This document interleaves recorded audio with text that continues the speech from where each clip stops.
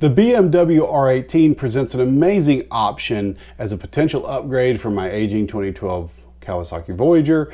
Much like my R1200 CLC, it's a great, amazing touring machine, but is it going to be able to measure up to my standard? Is it going to be something that's suitable for my touring tastes? Let's take a look at it, and let's take a look at the case for the BMW R18 Transcontinental to be my next touring bike. Let's go.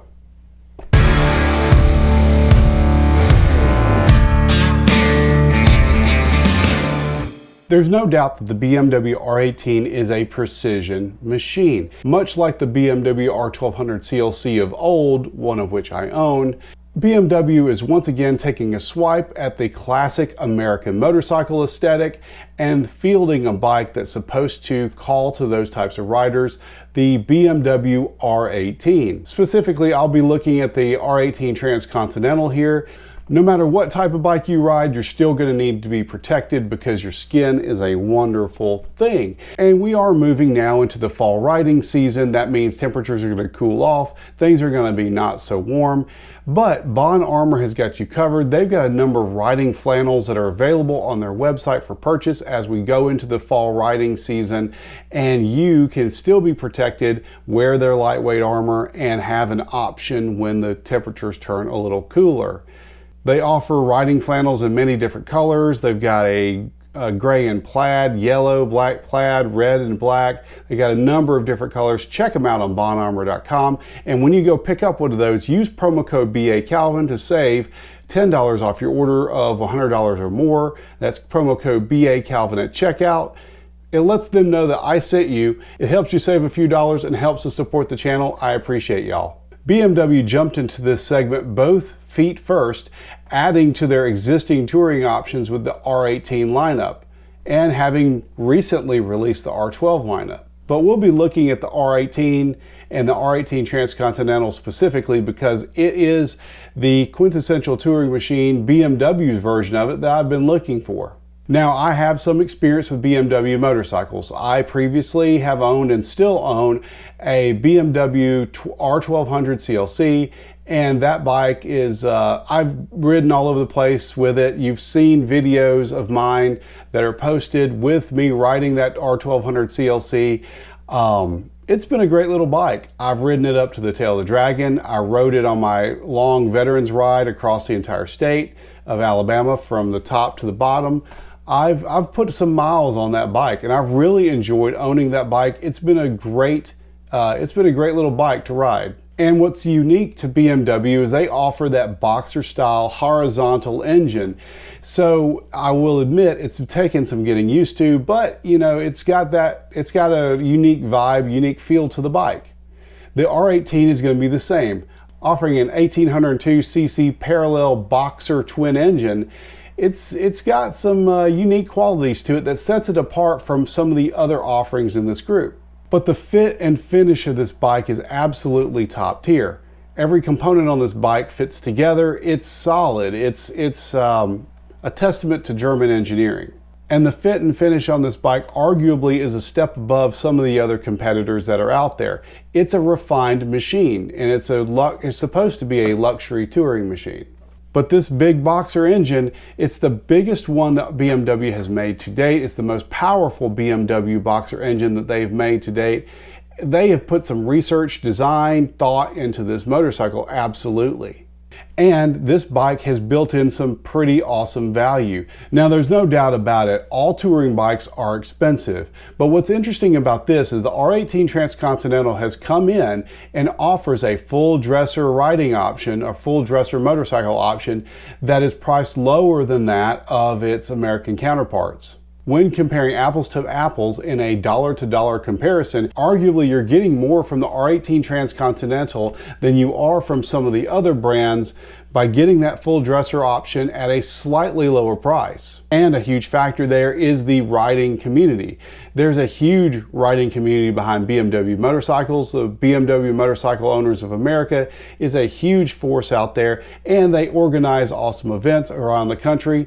And BMW has some pretty awesome manufacturer support to these groups, and also puts on sponsors a great rally right here in Alabama, the Barber Vintage Motorcycle Festival over in Birmingham, Alabama, which is actually coming up here in the next couple months or so. So no doubt about it, BMW has a very active rider community, has a very active manufacturer. The R18 being a new model has massive amounts of manufacturer support behind the model, and is really pushing that model out there to try to take over some of the market share. So there's a lot of positives going in the direction for the BMW R18. And I'm familiar with the Boxer engine. I've ridden it before.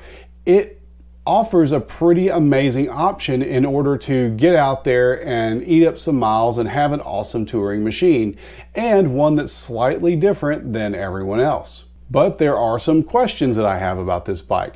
It's not an automatic push button yes.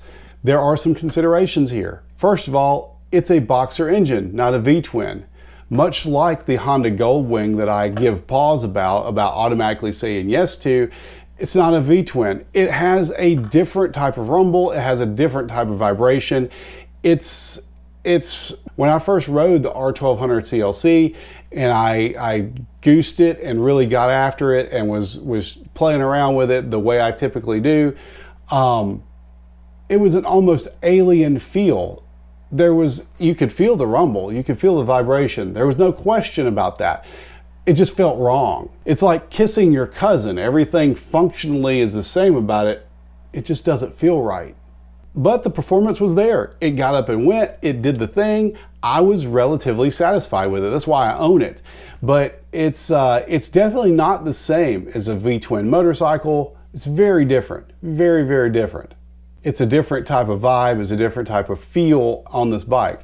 And not only that, the exhaust note is a little bit different. I've seen videos of other creators on YouTube.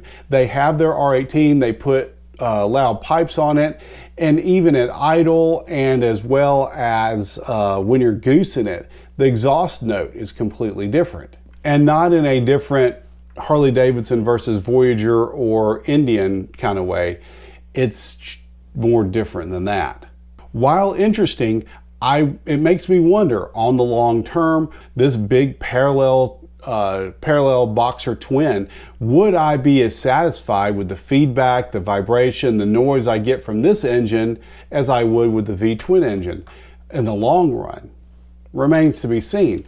I'm not sure that I would be, but you know, if a lot of the other aspects are, you know, checked off, kind of like how I feel with the Goldwing, this is something that I would consider perhaps. And much like the Goldwing, there is a huge community behind it. However, it's going to be a different vibe than the classic American motorcycle. It's going to be a different vibe than that type of community. You will get looks where you go. You're not going to be on the exact, you know, you're not going to fit in exactly like everyone else. But, you know, it's got a pretty good community behind the BMW as well. And BMW has their own type of rallies. They have their own events.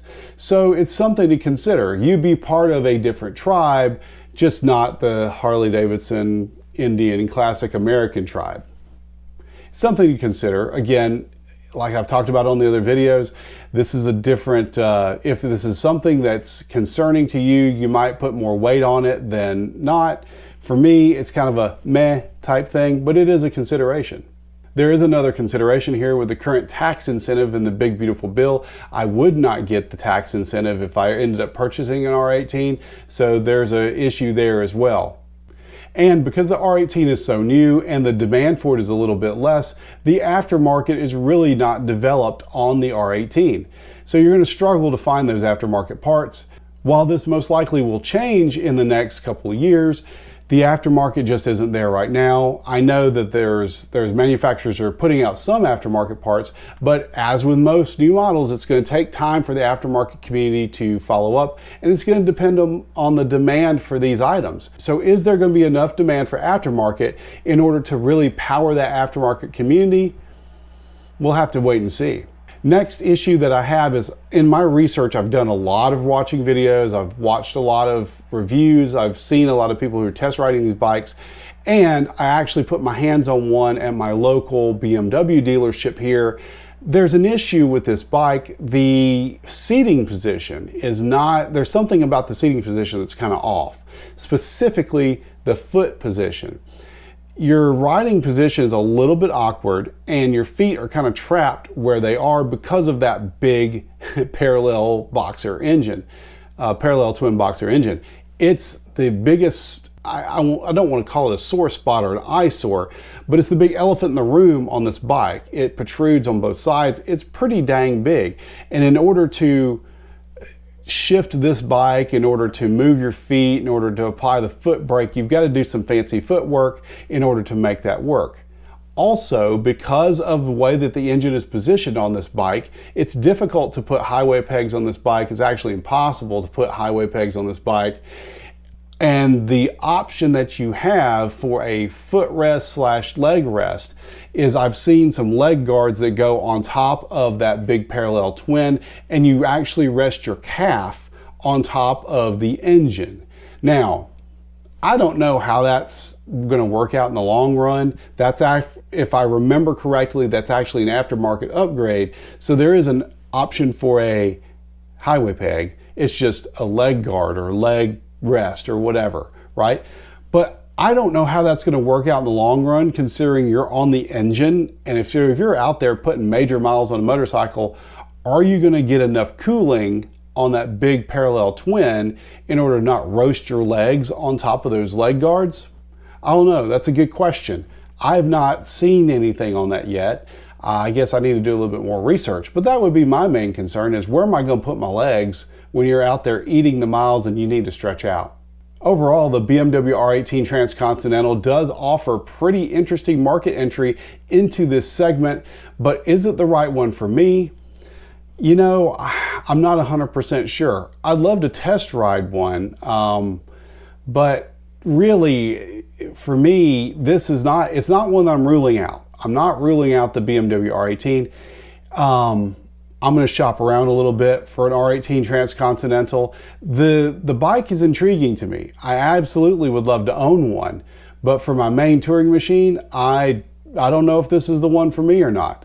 I added it as a honorable mention in my, motorcycle shopping experience right there with the Goldwing. I don't want to rule it out automatically, and I think it does deserve my due diligence. It deserves me looking into this bike and to ensure that this is going to be a great option for me.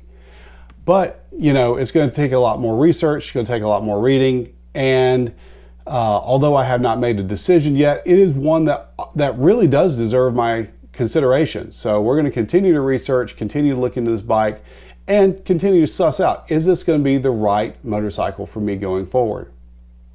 So anyhow, these are my thoughts. Do you own an R18? Have you been looking at an R18 Transcontinental?